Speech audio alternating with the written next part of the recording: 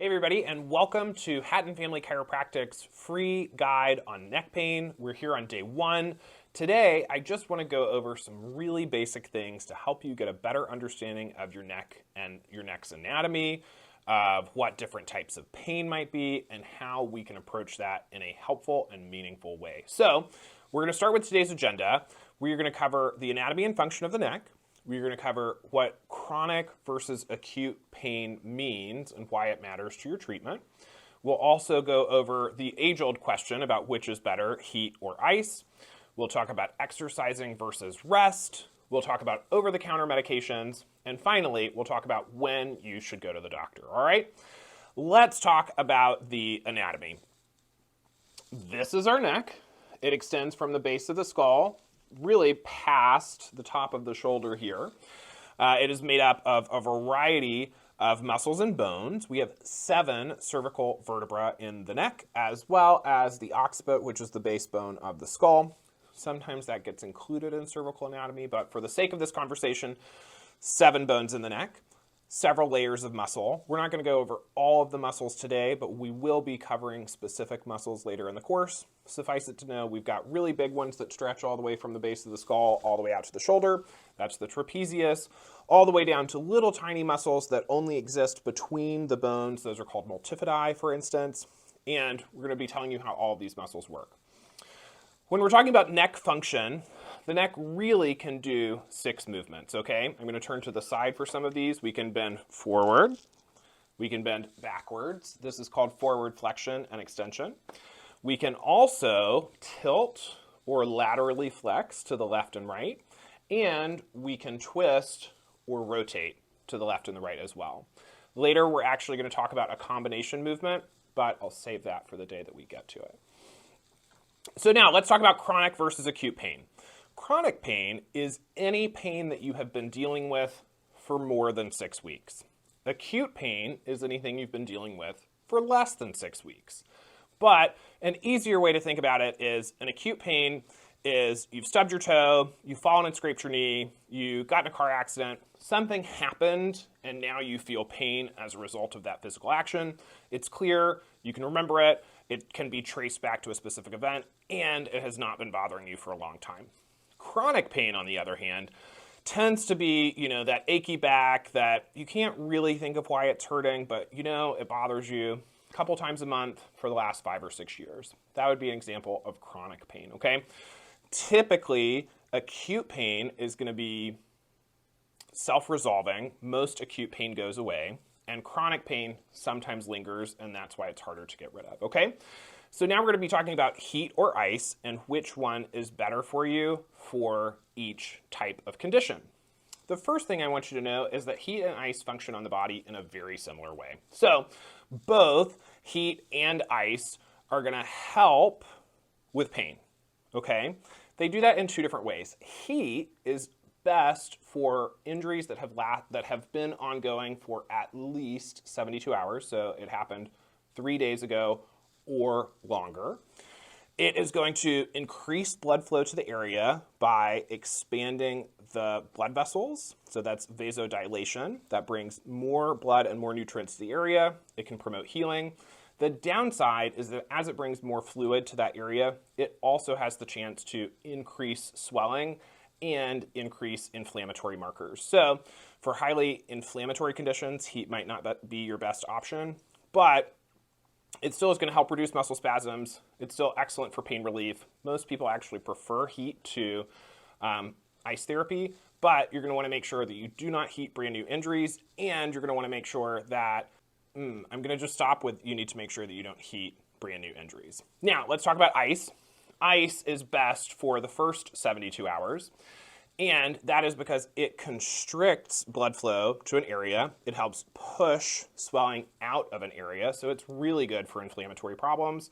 It's really good for new injuries where we want to get swelling out of that area as much as possible. It will have the possibility of reducing mobility to that area by making it a little bit less flexible. But that's okay. In an immediate injury, in an acute injury setting, we're not really worried about trying to get too much movement into that body part. We're really trying to help make sure that it doesn't hurt and that the injury doesn't get worse. And ice is really great for that. So brand new injuries, ice, Chronic injuries, heat in a nutshell. That's why we talked about acute and chronic on the last slide. Now, should you be exercising or should you be resting? This is very similar to that heat and ice argument that we just talked about. Heat and exercise go really well for chronic injuries. Typically, if the injury has been there for a really long time, strengthening it through physical therapy, either in a kind of gym or active scenario or at home or in my office, are going to be great ways to strengthen injured muscles and rebuild motor control and get you back to better function. Rest is typically best for a brand new injury. So in the same time frame that you'd be using ice, in that first 48 to 72 hours, you really want to take it easy because your body has to have what's called an inflammatory reaction to any kind of injury. That is natural, it's part of the healing process, but we don't need to be adding too many complicating factors in that first 48 to 72 hours following an injury. So rest, evaluate, then get ready to move and exercise, okay? The last thing that we're gonna really learn about today are going to be over-the-counter medications and supplements. I get asked this question all the time about should I be taking Tylenol or should I be taking Advil? Those are the brand names for Tylenol is acetaminophen and Advil is the brand name for ibuprofen. They are both pain relievers, so they're both good at dealing with most types of pain. Typically, people are going to recommend Tylenol for fever reduction and for headaches or kind of non-specific pains. If you're having muscle aches or if you're having kind of a chronic low back pain, chronic neck pain, something like that, definitely lean more towards the ibuprofen, the Advil, and the anti-inflammatory style medications. I also have highlighted a couple of kind of supplements and topicals for you. So two of the best supplements that you can be taking if you are dealing with any type of acute or chronic pain are turmeric with curcumin, which is one of the byproducts that are naturally occurring in the turmeric plant, but it makes the turmeric more bioavailable to our bodies. So turmeric with curcumin. You can buy supplements if you need help finding them. Email us, admin@drwilliamhatton.com. Hit us up online on any of our social medias at Dr. William Hatton, and we'll get that information to you. The other thing I really recommend is magnesium. Magnesium is, you can get it in a lot of different ways, most typically through diet, but a lot of us are not eating fruits and vegetables to get the right magnesium that we need, so you can get it in a pill form as well. You can even get magnesium in an Epsom salt bath, for instance. Our skin can actually absorb the magnesium directly into the muscles where it's needed. So magnesium is another great supplement to have on hand for kind of pain or inflammation. It also will improve cognitive function, so that's an added benefit. The last thing I want to talk about are Biofreeze, CBD roll-ons, anything like that that is a topical analgesic. Analgesic, by the way, just means pain reliever, but it is kind of fun to say sometimes. So make sure you get your topical creams, roll-ons, patches, anything like that. Those are really great for muscle aches and pains, but the possible downside is some of those can cause skin irritation. So make sure you always test it on a little tiny piece of skin before you apply it to a broad area to make sure you don't have any adverse effects from the cream. And then lastly, let's talk about when you should visit any kind of doctor and what you should be doing moving forward. When we're talking about acute pain, if you can trace it back to something really major, like you were in a bad car accident or you fell down a flight of stairs, or it is sufficient that you think you might have a broken bone, your first stop should not be a chiropractic office, it should be the ER, okay? That's where you want to go to just get checked out before you see any other kind of healthcare practitioner. They're the most qualified to evaluate those types of injuries and to make sure that you get any kind of emergent care that might be necessary.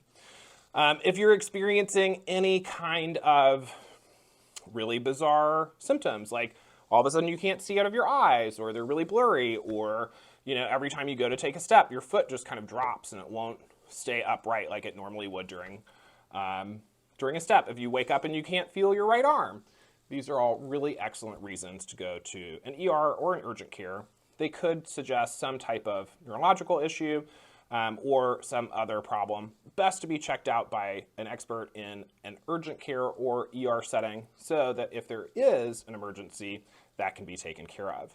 Now, if you have even severe pain could qualify you for a trip to the urgent care, or it might be something that I can take care of here in this office. We are really good at managing from mild to severe pain when it is a musculoskeletal issue.